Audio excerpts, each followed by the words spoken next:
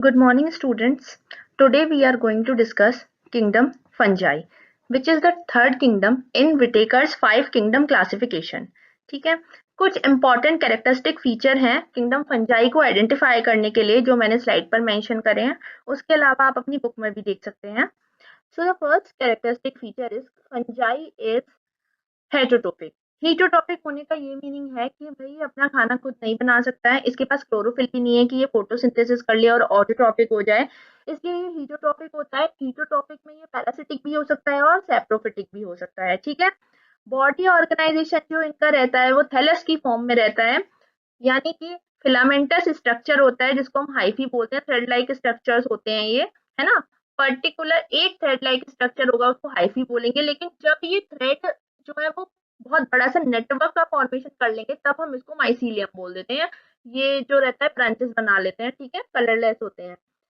Fungi में जो food material होता है वो ग्लाइकोजन होता है. ठीक है, ये हमको लर्न करना है कि फूड मटेरियल या reserve food material in fungi is glycogen.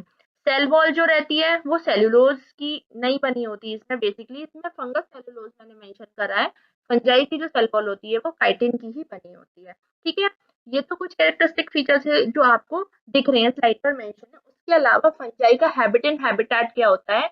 ये कॉस्मोपॉलिटन इन नेचर होती है. कॉस्मोपॉलिटन होने का मतलब है ये आपको एयर, वाटर, है ना, सॉइल और कभी-कभी तो किसी एनिमल प्लांट पर भी उगी हुई दिखने को मिल जाएगी. ठीक है, डिपेंड करता है कि वहाँ पे मॉइस्चर थोड़ा बहुत होना चाहिए. ठीक है, वार्म एंड बेसिकली ये वार्म एंड ह्यूमिड प्लेसेस पे ग्रो करना जो है वो प्रेफर करती है. अब सारी की सारी जो फंजाई होती है ना वो हार्मफुल नहीं होती है, कुछ बेनिफिशियल फंगस भी होता है. For example east. ईस्ट क्या है? एक यूनिसेलुलर फंगस है जो कि ब्रेड बनाने में काम में आता है, बियर बनाने में काम में आता है. ठीक है, उसके अलावा पेनिसिलियम जो कि एक एंटीबायोटिक है जो कि पेनिसिलियम नोटेटम नाम की फंजाई से बनता है. ठीक है, और क्या होता है बेनिफिशियल फंगस? एडिबल फंगस होते हैं, मशरूम जो हम खाते हैं. ठीक है, मशरूम भी एडिबल फंजाई होती है, लेकिन सारे मशरूम भी एडिबल नहीं होते हैं, कुछ ही होते हैं उसमें से. ठीक है, अब कुछ हार्मफुल फंगस का बात कर लेते हैं. हार्मफुल फंगस में आपके आता है व्हीट रस्ट. गेहूं के पौधों में रस्ट लग जाती है. ठीक है, वो पक्सीनिया नाम की फंगस होती है जो गेहूं के पौधे को खराब कर देती है. साथ ही में एल्ब्यूगो कैंडिडा. ठीक है, ये मस्टर्ड लीफ में यानी कि सरसों के पौधे पर हमको देखने में मिल जाती है. तो फंगस दोनों तरीके का होता है, हार्मफुल भी होता है, बेनिफिशियल भी होता है.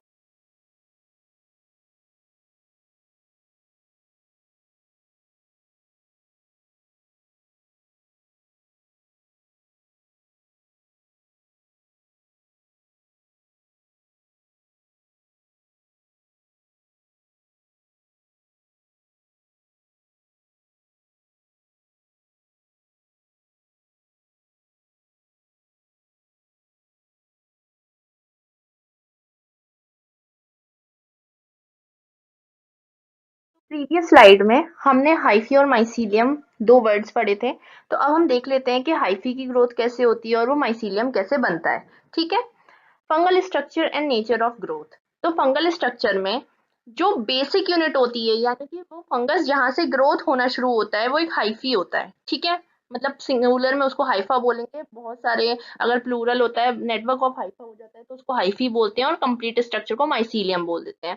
तो basically the basic unit of the fungus is Haifa.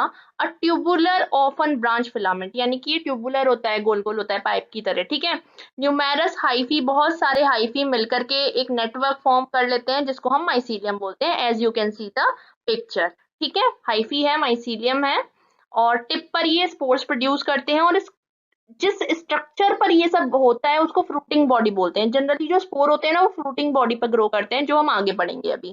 ठीक है, अब ये तो इसका स्ट्रक्चर हो गया. आपके ग्रोथ कैसे करते हैं वो देख लेते हैं. तो कुछ फंजाई जो होती है वो एज अ पैरासाइट ग्रो करती है. कुछ प्लांट्स के ऊपर कर लेगी, कुछ एनिमल्स के ऊपर कर लेगी. ठीक है, या कुछ नॉन लिविंग थिंग्स के ऊपर भी ग्रो कर जाती है, जैसे जब सब्जी वगैरह या फिर कोई रोटी जब सड़ने लगती है तब. तो some fungi grow as parasite on all types of plants from simple algae to the most advance flowering plant. मतलब सिंपल एल्गी से लेकर जो एडवांस प्लांट है किसी के ऊपर भी फंजाई ग्रो कर सकती है, बस उसको फेवरेबल एनवायरनमेंट की जरूरत होती है. कुछ फंगस जो होता है वो डेड ऑर्गेनिक मैटर पर ग्रो कर जाता है, लाइक डंग हो गया, है ना. तो वो सैप्रोफिटिक फंजाई हो जाती है। ठीक है, ब्रेड जैम वगैरह पर भी ग्रो कर जाता है। कुछ सिम्बायोटिकली रहते हैं। सिम्बायोटिकली रहने का मीनिंग है कि जो दो चीजें हैं दोनों को बेनिफिट्स मिल रहा है जिसके ऊपर ग्रो कर रहा है, जैसे कि लाइकेन इसका एग्जांपल है ना। तो some live symbiotically with algae such as lichens. Hmm कुछ पूरी तरीके से सबटरेनियन होते हैं, जो ट्रफल्स होती हैं उसको बोलते हैं। कुछ एक्वेटिक फंगस भी होता है जिसको लाइक एग्जांपल लिखाई है मैंने, सेप्रोलेग्निया। ठीक है, तो मैंने जो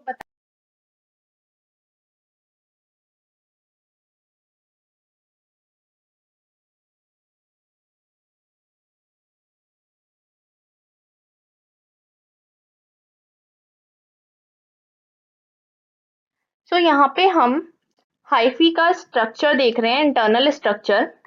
the protoplasm in Haifa may be continuous without any cross walls of septa is known as aseptate, whereas if it is interrupted by cross wall it is called septate।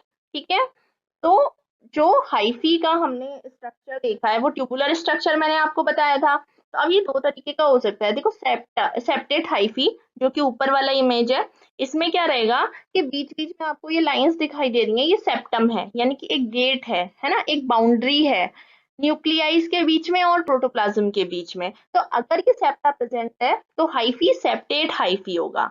ठीक है, और अगर ये सेप्टा प्रेजेंट नहीं है तो hyphae क्या रहेगा, एसेप्टेट हाइफी रहेगा। और ये जो ब्लू ब्लू कलर के डॉट्स हैं ये नॉर्मल डॉट्स नहीं है, these are referred as nucleus. ठीक है, तो एकदम मल्टी न्यूक्लिएटेड हाइफी है, बहुत सारे न्यूक्लियस है आपस में, इनके बीच में कोई सेप्टा भी नहीं है, तो इसको हम बोलेंगे सीनोसिटिक हाइफी। ठीक है, सीनोसिटिक हाइफी एसेप्टेट में बोलेंगे। ठीक है, एसेप्टेट में, है ना। एसेप्टेट और सीनोसिटिक सेम रहेगा लेकिन सेप्टेट वाला अलग रहेगा, उसके बीच में सेप्टा प्रेजेंट है। प्रोटोप्लाज्म जो है वो दोनों में है। ठीक है, प्रोटोप्लाज्म दोनों में होता है।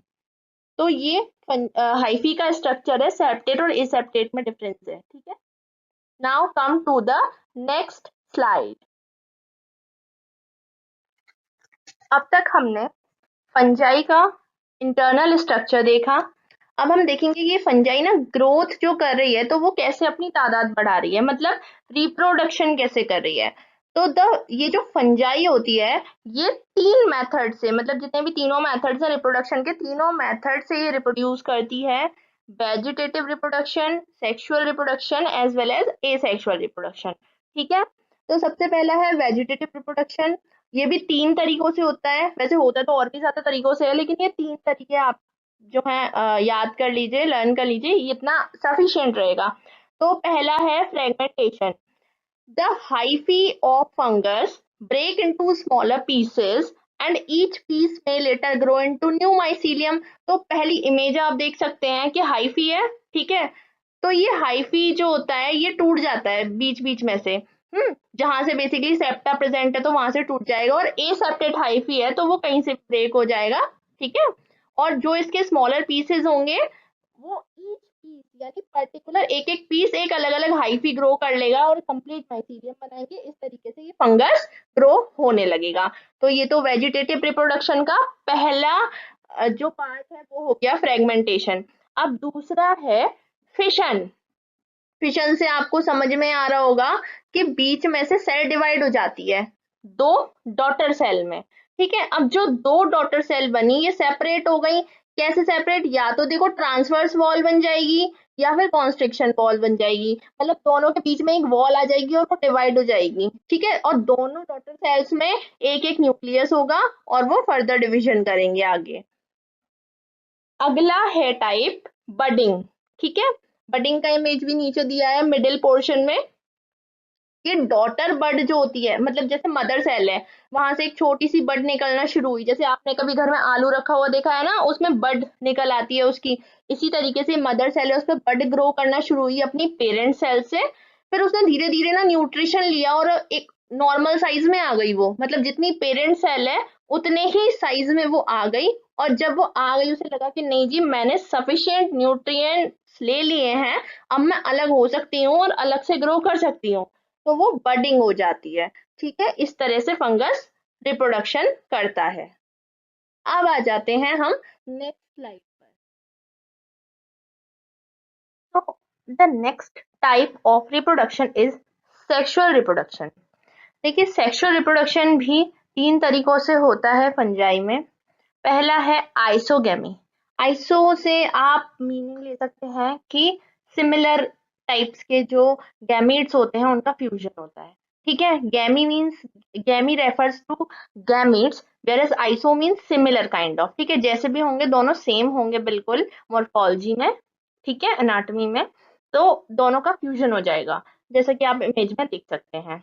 ठीक है, दूसरा टाइप है anisogamy, just vice versa of isogamy, यानी कि fusion of dissimilar types of gametes. मतलब एक बड़ा होगा छोटा होगा, या मोर्फोलॉजी में दोनों सेम नहीं होंगे, मेल और फीमेल जो गैमीट होंगे। ठीक है, और ये यूजुअली मोटाइल होते हैं। मोटाइल होने का मतलब है लोकोमोशन कर सकते हैं, एक्टिवली मूविंग होते हैं। Third type of sexual reproduction is oogammy। oogammy में क्या होता है कि जो मेल और फीमेल गैमेट होते हैं उनका क्या होता है, फ्यूजन होता है। तो मेल गैमेट जनरली कैसा आएगा कि स्मॉल फ्लैजिलेटेड, मतलब फ्लैजिला प्रेजेंट होगा उसमें। ठीक है, और एक्टिव होता है। एक्टिव का मतलब है कि वो अपनी जगह से मूव कर सकता है इजीली, और जो फीमेल वाली होगी, जो एग होगा उसके पास आएगा स्पर्म मूव करके। ठीक है, तो इस टाइप के फ्यूजन को कहते हैं oogammy या oogamous टाइप ऑफ फ्यूजन। ठीक है, इसके बाद आता है आपका एसेक्सुअल रिप्रोडक्शन। एसेक्सुअल, वैसे तो सेक्सुअल रिप्रोडक्शन में और भी टाइप्स हैं, लाइक गैमेटेंजियल कॉपुलेशन, गैमेटेंजियल कॉन्टैक्ट। ठीक है, ये सारा कुछ भी आ जाता है। तो ये मैं बता देती हूँ आपको सेक्सुअल रिप्रोडक्शन शुरू करने से पहले। गैमेटेंजियल कॉन्टैक्ट में क्या होता है कि जो oogoनियम होता है उसके अंदर एग होता है, और एंथेरिडियम की जो बॉडी होती है उसके अंदर स्पर्म होता है, और इनकी दोनों की बॉडी आपस में पूरी फुल बॉडी एकदम पास आती है, जो बीच की जो वॉल होती है वो डिसॉल्व हो जाती है और स्पर्म ओवा में एंटर कर जाता है। तो ये गैमेटेंजियल कॉन्टैक्ट हुआ। गैमेटेंजियल कॉपुलेशन जो होता है उसमें क्या होता है कि दोनों के पूरे गैमेटेंजिया जो होते हैं वो कांटेक्ट में आते हैं आपस में। ठीक है, पूरा का पूरा गैमेटेंजिया फ्यूज होता है उसमें। लेकिन आप सेक्सुअल रिप्रोडक्शन के ये तीनों टाइप कर लीजिए। फिर जब आइसोगेमी या एनाइसोगेमी या oogammy जब हो जाती है, उसके बाद होता है फर्टिलाइजेशन, जब जाइगोट का फॉर्मेशन हो जाता है उसके बाद। तो प्लाज्मोगेमी और कैरियोगेमी होती है। फिर वहां पे प्लाज्मोगेमी का मीनिंग होता है fusion of cytoplasm, cytoplasm fuse करता है। कैरियोगेमी का मतलब होता है कि जो न्यूक्लियस होता है उसका फ्यूजन हो जाता है। ठीक है, उसे, क्योंकि न्यूक्लियस को कैरी ऑन भी बोलते हैं ना, इसलिए। अब इमेज में स्पर्मेटोगेमी और सोमेटोगेमी भी दिया हुआ है, which are also type of sexual reproduction, है ना। तो देखो स्पर्मेटोगेमी में क्या होता है, सोमेटोगेमी बता देती हूँ पहले।